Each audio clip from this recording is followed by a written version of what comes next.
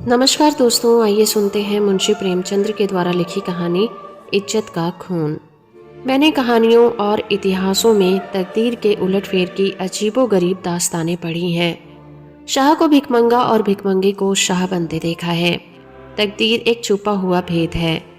गालियों में टुकड़े चुनती हुई औरतें सोने के सिंहासन पर बैठ गई और वो ऐश्वर्य के मतवाले जिनके इशारे पर तकदीर भी सिर झुकाती थी, आन की शान में चील कौवों का शिकार बन गए हैं। पर मेरे सर पर जो कुछ बीती उसकी नज़ीर कहीं नहीं मिलती। आह, उन घटनाओं को आज याद करती हूँ तो रोंगटे खड़े हो जाते हैं और हैरत होती है कि अब तक मैं क्यों और क्यों कर जिंदा हूँ। सौंदर्य लालसाओं का स्रोत है। मेरे दिल में क्या लालसाएं न थी, पर आह, निष्ठुर भाग्य के हाथों में मिटी। मैं क्या जानती थी कि वो आदमी जो मेरी एक एक अदा पर कुर्बान होता था, एक दिन मुझे इस तरह जलील और बर्बाद करेगा। आज 3 साल हुए जब मैंने इस घर में कदम रखा। उस वक्त ये एक हरा भरा चमन था। मैं इस चमन की बुलबुल थी। हवा में उड़ती थीथ डालियों पर चहकती थी, फूलों पर सोती थी। शहीद मेरा था, मैं शहीद की थी। इस संगमरमर के हौज के किनारे हम मोहब्बत के पास ही खेलते थे। तुम मेरी जान हो, मैं उनसे कहती थी, तुम मेरे दिलदार हो। हमारी जायदाद लंबी चौड़ी है, जमाने की कोई फिक्र, जिंदगी का कोई गम न था। हमारे लिए जिंदगी सशरीर आनंद, एक अनंत चाह और बहार का तिलस्मी थी, जिसमें मुरादें खिलती थी और खुशियां हंसती थी। जमाना हमारी इच्छाओं पर चलने वाला था। आसमान हमारी भलाई चाहता था और तकदीर हमारी साथी थी। एक दिन सईद ने आकर कहा, मेरी जान, मैं तुमसे एक विनती करने आया हूँ। देखना, इन मुस्कुराते हुए होठों पर इनकार का हर्फ न आए। मैं चाहता हूँ कि अपनी सारी मिल्कियत, सारी जायदाद तुम्हारे नाम चढ़वा दूँ। मेरे लिए तुम्हारी मोहब्बत काफ़ी है। यही मेरे लिए सबसे बड़ी नेमत है। मैं अपनी हकीकत को मिटा देना चाहता हूँ। मैं चाहता हूँ कि तुम्हारे दरवाजे का फ़कीर बनकर रहूँ। तुम मेरी नूर जहाँ बन जाओ। मैं तुम्हारा सलीम बनूंगा और तुम्हारा मूंगे जैसी हथेली के प्यालों पर उम्र बसर करूंगा। मेरी आंखें भर आई। खुशियां चोटी पर पहुंचकर आंसू की बूंद बन गई। पर अभी पूरा साल भी न गुजरा था कि मुझे सईद के मिजाज में कुछ तब्दीली नजर आने लगी। हमारे दरमियान कोई लड़ाई झगड़ा या बदमिजाजी न हुई थी, मगर अब वो सईद न था, जिसे एक लम्हे के लिए भी मेरी जुदाई दूभर थी। अब वह रात की रात गायब रहा करता था। उसकी आंखों में प्रेम की वो उमंग न थी, न अंदाजों में वो प्यास, न मिजाज में वो गर्मी। कुछ दिनों तक इस रूखेपन ने मुझे खूब रुलाया। मोहब्बत के मजे याद आ आकर तड़पा देते थे। मैंने पढ़ा था कि प्रेम अमर होता है। क्या वह स्रोत इतनी जल्दी सूख गया? आह नहीं, वह अब किसी दूसरे चमन की शादाब करता था। आखिर मैं भी सईद से आंखें चुराने लगी। बेदिली से नहीं, सिर्फ इसलिए कि अब मुझे उससे आंखें मिलाने की ताव न थी। उसे देखते ही मोहब्बत के हजारों करिश्मे नजरों के सामने आ जाते और आंखें भर जाती थी। मेरा दिल अब भी उसकी तरफ खींचता था। कभी कभी बेइख्तियार दिल चाहता था कि उसके पैरों पर गिरकर कहूँ, मेरे दिलदार, ये बेरहमी क्यों? क्या तुमने मुझसे मुंह फेर लिया है? मुझसे क्या खता हो गई? लेकिन इस स्वाभिमान का बुरा हो जो दीवार बनकर रास्ते में खड़ा हो जाता था। यहाँ तक कि धीरे धीरे दिल में भी मोहब्बत की जगह हसद ने ले ली थी। निराशा के धैर्य ने दिल को तस्कीन की। मेरे लिए सईद अब बीते हुए बसंत का एक भूला हुआ गीत था। दिल की गर्मी ठंडी हो गई, प्रेम का दीपक बुझ गया था। यही नहीं, उनकी इज्जत भी मेरे दिल से रुखसत होती गई। जिस आदमी के प्रेम में पवित्र मंदिर में मैल भरा हुआ हो, वो हरगिज इस योग्य नहीं कि मैं उसके लिए ढूंढूं और मरूं। एक रोज शाम के वक्त मैं अपने कमरे में पलंग पर पड़ी एक किस्सा पढ़ रही थी। तभी अचानक एक सुंदर स्त्री मेरे कमरे में आई। ऐसा मालूम हुआ कि जैसे कमरा जगमगा उठा। रूप की ज्योति ने दरो दीवार को रोशन कर दिया। गोया अभी सफेदी हुई है। उसकी अलंकृत शोभा, उसका खिला हुआ फूलों जैसा लुभावना चेहरा, उसकी नशीली मिठास, किसकी तारीफ करूं? मुझ पर एक रौब सा छा गया। मेरा रूप का घमंड धूल में मिल गया है। मैं आश्चर्य में थी कि ये कौन रमणी है और यहाँ क्यों आई है। बेइख्तियार उठी कि उसे मिलूं और पूछूं कि सईद भी मुस्कुराता हुआ कमरे में आया। मैं समझ गई कि यह रमणी उसकी प्रेमिका है। मेरा गर्भ जाग उठा। मैं उठी जरूर, पर शान से गर्दन उठाए हुए आंखों में हुस्न के रोब की जगह घृणा का भाव आ बैठा था। मेरी आंखों में अब वह रमणीय रूप की देवी नहीं, डसने वाली नागिन थी। मैं फिर भी चारपाई पर बैठ गई और किताब खोलकर सामने रख ली। वो रमणी एक क्षण तक मेरी तस्वीरों को देखती रही, तब कमरे से निकली। चलते वक्त उसने एक बार मेरी तरफ देखा। उसकी आंखों में अंगारे निकल रहे थे, जिनकी किरणों में हिंस प्रतिशोध की लाली झलक रही थी। मेरे दिल में सवाल पैदा हुआ, सईद इसे यहाँ क्यों लाया? क्या मेरा घमंड तोड़ने के लिए? जायदाद पर मेरा नाम था, पर वह केवल एक भ्रम था। उस पर अधिकार पूरी तरह सईद का था। नौकर भी उसी को अपना मालिक समझते थे और अक्सर मेरे साथ ढिठाई से पेश आते थे। मैं सब्र के साथ जिंदगी के दिन काट रही थी। जब दिल में उमंगे न रही तो पीड़ा क्यों होती? सावन का महीना था, काली घटा छाई हुई थी और रिमझिम बूंदें पड़ रही थी। बगीचे पर हसद का अंधेरा और सिहास दरख्तों और जुगनुओं की चमक ऐसी मालूम होती थी जैसे कि उनके मुंह से चिंगारियां जैसी आहें निकल रही हैं। मैं देर तक हसद का ये तमाशा देखती रही। कीड़े एक साथ चमकते थे और एक साथ बुझ जाते थे, गोया रोशनी की बाड़ें छूट रही हैं। मुझे भी झूला झूलने और गाने का शौक हुआ। मौसम की हालतें हसद के मारे हुए दिलों पर भरी अपना जादू कर जाती हैं। बगीचे में एक गोल बंगला था जो अपने आई और बरामदे की एक कड़ी में झूला झूलने लगा। मुझे मालूम हुआ कि निराशा में भी एक आध्यात्मिक आनंद होता है, जिसका हाल उसको नहीं मालूम, जिसकी इच्छा पूर्ण है। मैं चाव से मल्हार गाने लगी। सावन विरह और शोक का महीना है। गीत में एक वियोगी हृदय की गाथा की कथा ऐसे दर्द भरे शब्दों बयान की गई थी कि बरबस आंखों से आंसू टपकने लगे। इतने में बाहर से एक लालटेन की रोशनी नजर आई। सईद और हसीना दोनों चले आ रहे थे। हसीना ने मेरे पास आकर कहा, आज यहाँ नाच रंग की महफिल सजेगी और शराब के दौर चलेंगे। मैंने घृणा से कहा, मुबारक हो हसीना, 12 मासे और मल्हार की ताने उड़ेंगी, संजीदे आ रहे हैं। मैंने कहा शौक से, हसीना तुम्हारा सीना हसद से चाक हो जाएगा। सईद ने मुझसे कहा, जुबैदा तुम अपने कमरे में चली जाओ, यह इस वक्त आपे में नहीं है।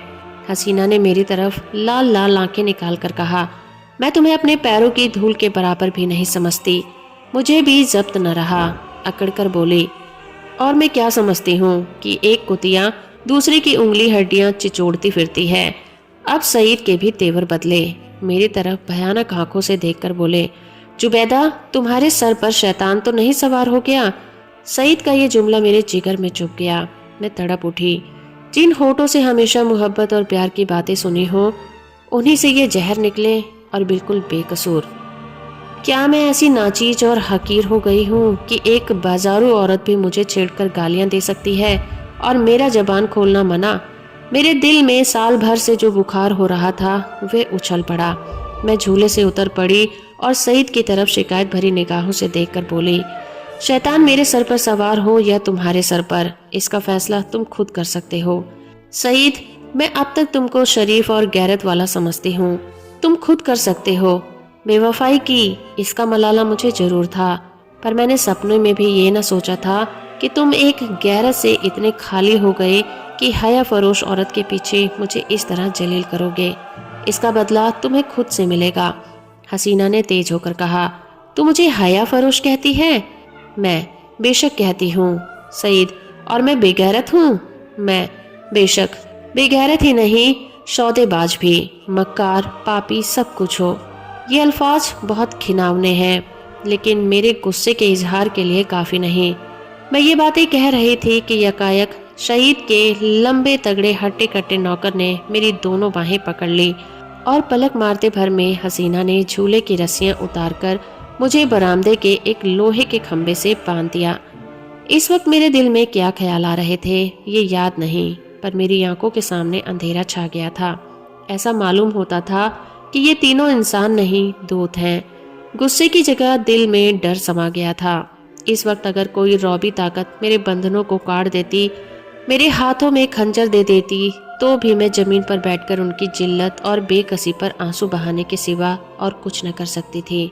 मुझे ख्याल आता था कि शायद खुदा की तरफ से मुझ पर यह कहर नाजिल हुआ है। शायद मेरी बेनमाजी और बेदीनी की ये सजा मिल रही है। मैं अपनी पिछली जिंदगी पर निगाह डाल रही थी कि मुझसे कौन सी गलती हुई हो, कि मुझसे कौन सी गलती हुई है जिसकी ये सजा मिली है।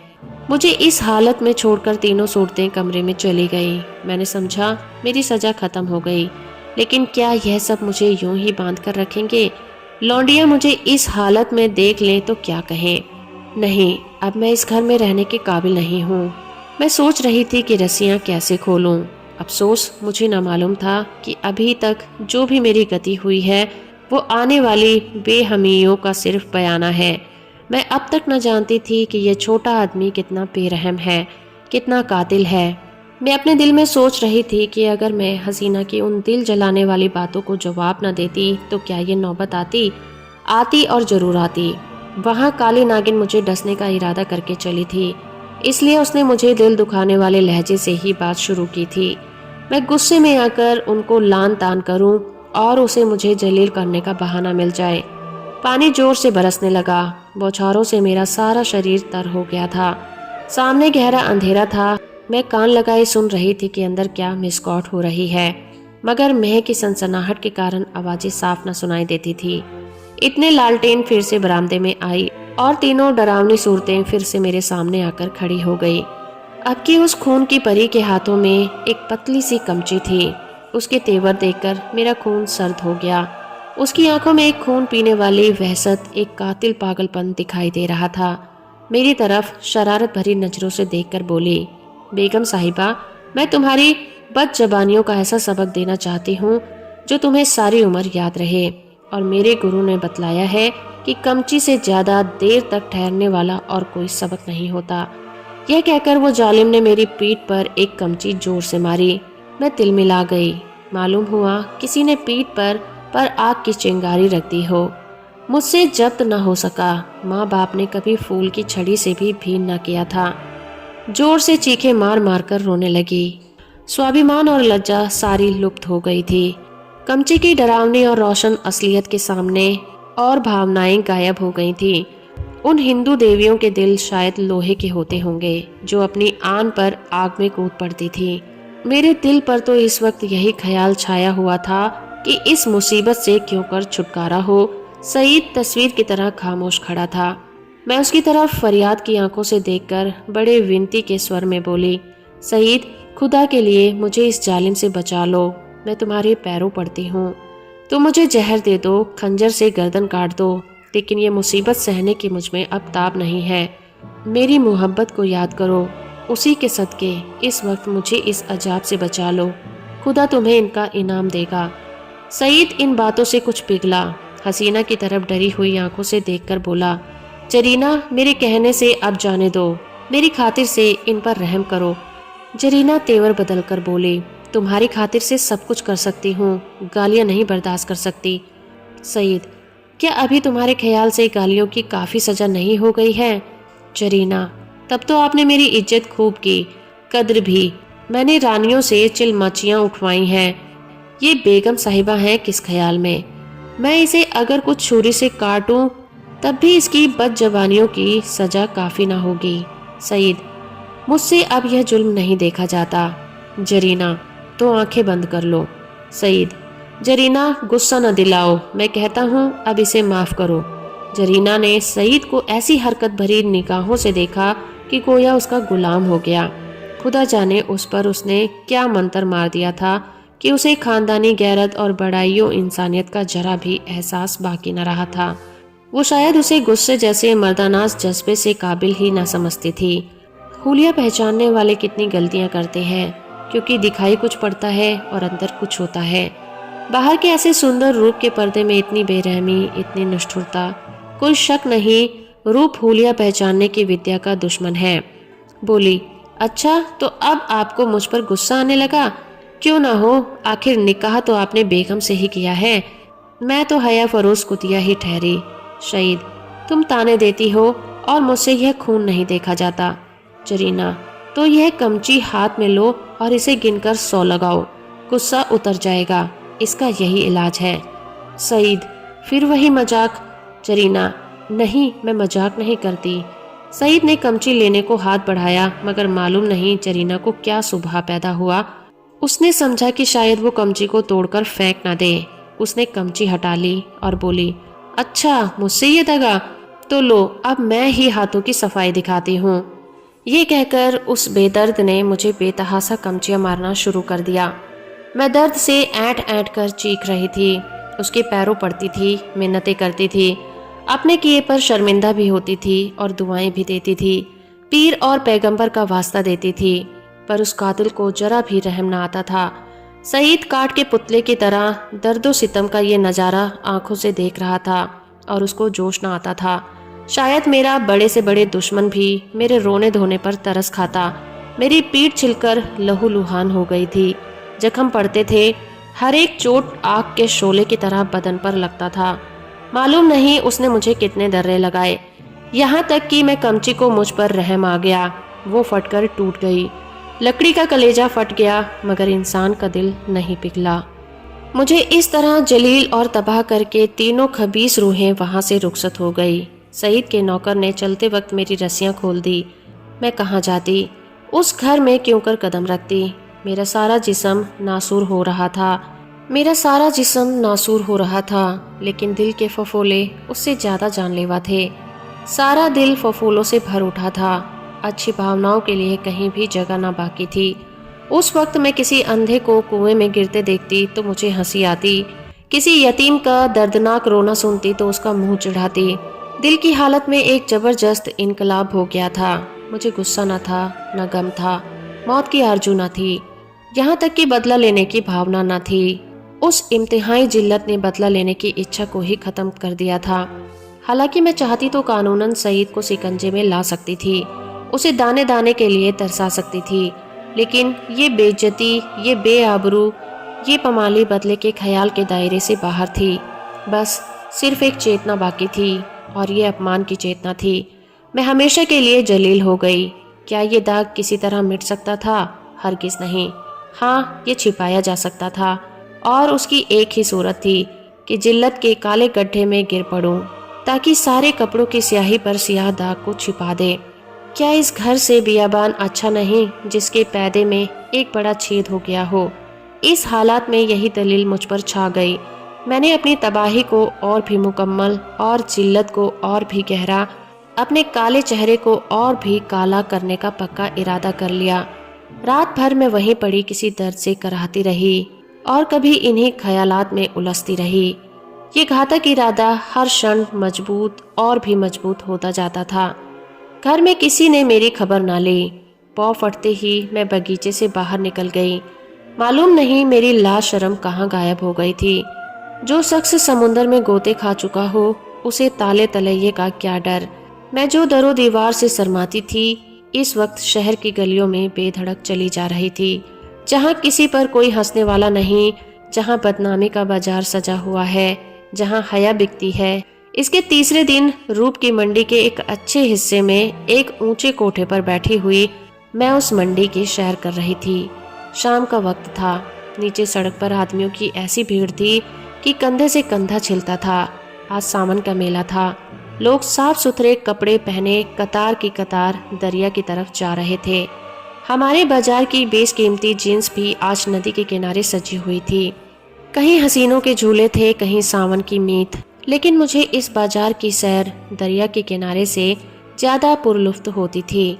ऐसा मालूम होता है कि शहर की ओर सब सड़कें बंद हो गई हैं, सिर्फ यही तंग गली खुली हुई है और सबकी निगाहें कोठों ही की तरफ लगी हुई थीं। गोया वो जमीन पर नहीं चल रहे थे, हवा में उड़ना चाहते हैं। हाँ, पढ़े लिखे लोगों को मैंने इतना बेधड़क नहीं पाया। वह भी घूरते थे, मगर कनखियों से। अधेड़ उम्र के लोग सबसे ज्यादा बेधड़क मालूम होते थे। शायद उनकी मनसा जवानी के जोश को जाहिर करना था। बाजार क्या था, एक लंबा चौड़ा थिएटर था। लोग हंसी दिल लगी करते थे, लुफ्त उठाने के लिए नहीं, हसीनों को सुनाने के लिए। मुंह दूसरी तरफ था, निगाह किसी दूसरी तरफ। बस भांडों और नक्कालों की मजलिस थी। यकायक सईद की फिंटर नजर आई। मैं उस पर कई बार सैर कर चुकी थी। सईद अच्छे कपड़े पहने अकड़ा हुआ बैठा था। ऐसा सजीला बांका जवान सारे शहर में ना था। चेहरे मोहरे से मर्दानापन बरसता था। उसकी आंख एक बारे में कोठे की तरफ उठी और नीचे झुक गई। उसके चेहरे पर मुर्दनी सी छा गई, जैसे किसी जहरीले सांप ने काट खाया हो। उसने कोचवान से कुछ कहा। दम के दम में फिंटन हवा हो गई। इस वक्त उसे देखकर मुझे जो देशपूर्ण प्रसन्नता हुई, उसके सामने उस जानलेवा दर्द की कोई हकीकत न थी। मैंने जलील होकर उसे जलील कर दिया। ये कटार कमचियों से भी कहीं ज्यादा तेज थी। उसकी हिम्मत न थी कि अब मुझसे आंख मिला सके। नहीं, मैंने उसे हरा दिया। उसे उम्र भर के दिले कैद में डाल दिया। इस काल कोठरी में अब उसका निकलना गैर मुमकिन हो गया था, क्योंकि उसे अपने खानदान के बड़प्पन पर घमंड था। दूसरे दिन भोर में खबर मिली कि किसी कातिल ने मिर्जा सईद का काम तमाम कर दिया है। उसकी लाश उसी बगीचे के गोल कमरे में मिली। सीने में गोली लगी हुई थी। 9 बजे दूसरी खबर सुनाई दी। जरीना को भी किसी ने रात में कत्ल कर डाला था। उसका सर तन से जुदा कर दिया गया था। बाद में जांच पड़ताल से मालूम हुआ कि ये दोनों वारदातें सईद के ही हाथों हुई थी। उसने पहले जरीना को उसके मकान पर कत्ल किया और तब अपने घर आकर अपने सीने में गोली मारी। इस मर्दाना गैरतमंदी ने सईद की मोहब्बत मेरे दिल में ताजा कर दी। शाम के वक्त मैं अपने कमरे पर पहुंच गई। अभी मुझे यहाँ से गए हुए सिर्फ 4 ही दिन हुए थे, मगर ऐसा मालूम होता था कि वर्षों के बाद आई हूँ। दरो दीवार पर हसरत छाई हुई थी। मैंने घर में पांव रखा और बरबस सईद की मुस्कुराती हुई सूरत आंखों के सामने आकर खड़ी हो गई। वही मर्दाना हुस्न, वही बागपन, वही मुनहार की आंखें। बेइख्तियार मेरी आंखें भर आईं और दिल से एक ठंडी आह निकल गई। गम इसका ना था कि सईद ने क्यों जान दी। गम इसका ना था कि सईद ने जान क्यों दी। नहीं, उसकी मुजरिमाना बेहिसी और रूप के पीछे भागना, इन दोनों बातों को मैं मरते दम तक माफ न कर सकूंगी। गम ये था कि ये पागलपन उसके सर में क्यों समाया। इस वक्त दिल की जो कैफियत है, उससे मैं समझती हूँ कि कुछ दिनों में सईद की बेवफाई और बेरहमी का घाव भर जाएगा। अपनी जिल्लत की याद भी शायद मिट जाए, मगर उसकी चंद रोजा मोहब्बत का नक्श बाकी रहेगा और अब यही जिंदगी का सहारा है। तो दोस्तों, अभी आप सुन रहे थे मुंशी प्रेमचंद्र के द्वारा लिखी कहानी इज्जत का खून। उम्मीद करती हूँ ये कहानी और मेरा प्रयास आपको अच्छा लगा होगा। वीडियो को लाइक और चैनल को सब्सक्राइब करना बिल्कुल मत भूलिएगा।